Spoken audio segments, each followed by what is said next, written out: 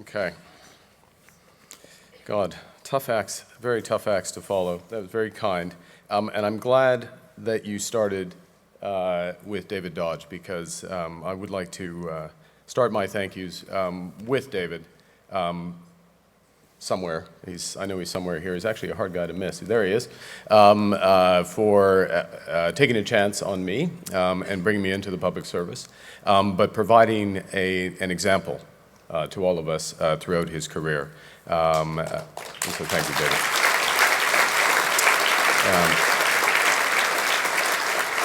And thank you, Ed, and thank you to the Public Policy Forum for this honor. Thank all of you for enduring a speech from a central banker after what you've heard.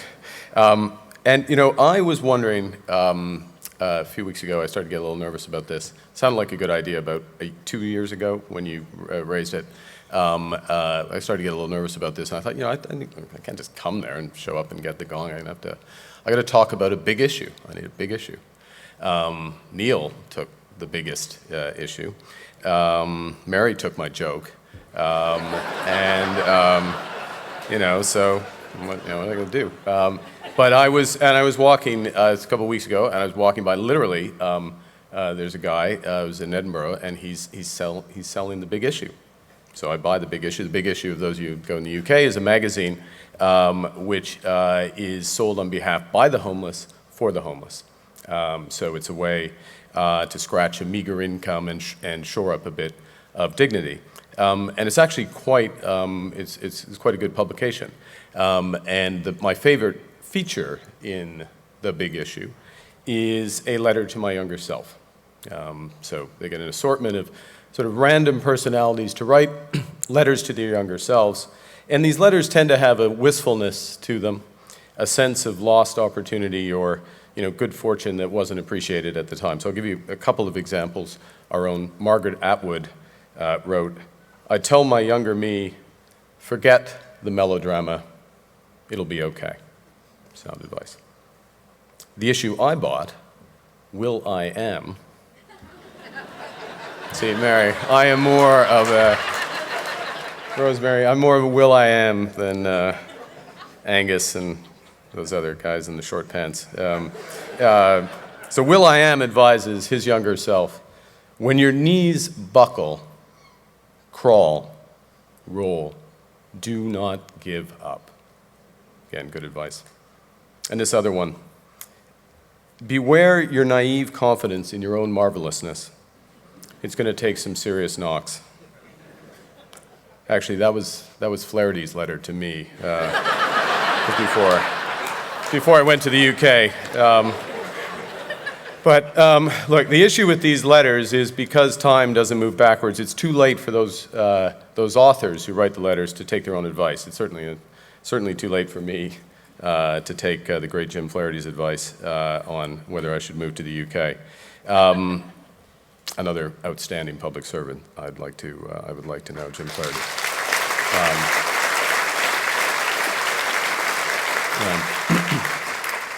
But these letters can still be useful. They're useful for the young if they're read. And what follows might have some small impact if anyone in this, you know, truly cavernous hall, fortified by Niagara Chardonnay and increasingly anxious about catching the last Porter flight home, is still listening. And I will say, Ed, I heard 45 minutes, not 4 to 5 minutes. Just briefly, this is a letter to my younger nation, or what I wish Canada would know now that Britain has long felt in its bones. And it starts really, we live, and I think we feel this to various degrees, in an age of disruption, and those disruptions are from social mores to the nature of work to our very climate. And with them, there are some enormous positives. 1 milliard de personnes sorties de la pauvreté, la totalité de la connaissance humaine disponible à 4 milliards, et l'espérance de vie accrue de 2 décennies. But despite such immense progress, many citizens in advanced economies are lamenting loss of control and losing trust in the system. To them, measures of aggregate progress bear little relation to their own experiences, and rather than a new golden era globalization and technological change, are associated with low wages, insecure employment, as Ed said earlier, stateless corporations, and striking inequalities. And it goes deeper, because as the British know from their history, every technological revolution mercilessly destroys jobs and therefore livelihoods and therefore identities. Remember where Caitlin started? Well before new ones emerge. This was true of the eclipse of agriculture by the Industrial Revolution, the displacement of manufacturing by the service economy, and now the hollowing out of middle-class jobs by automation and global sourcing. And this process can lead to either nationalism or patriotism.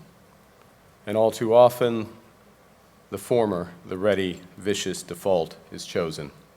Us versus them, the people versus the elite, the virtuous and the damned. But of course, it doesn't have to be this way, but it will be without radical action. Patriotism is earned by countries whose actions live up to their values.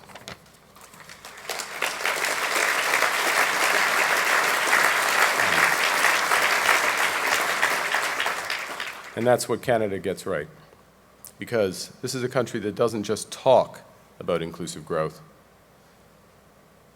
It's a country where all of us, policymakers, businesses, and the third sector recognize responsibilities for delivering opportunities for all.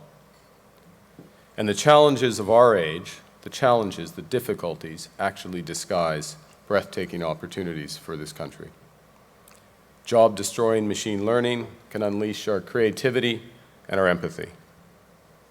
A smart, cooperative transition to a low-carbon economy can optimize all of Canada's energy resources. Et cette nouvelle finance permettant de relier Saskatoon à Shanghai, La Beauce à Bangalore. Of course, to seize these opportunities, Canada can't take for granted either the capitalism that has created so much for so many or the social capital on which it depends. We must continue to celebrate and reward private initiative while building a system that provides opportunities for all. And this holds for people and the provinces that represent them, for the co-ops and companies that serve them. It holds from unions to YouTube, from businesses to boffins. Forget the melodrama. Our job is to build, not to bicker. So crawl, roll, do not give up.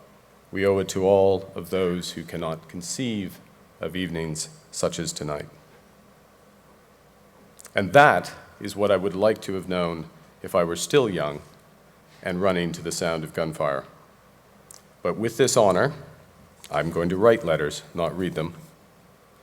Et de mes mains faibles, je vous passerai le flambeau.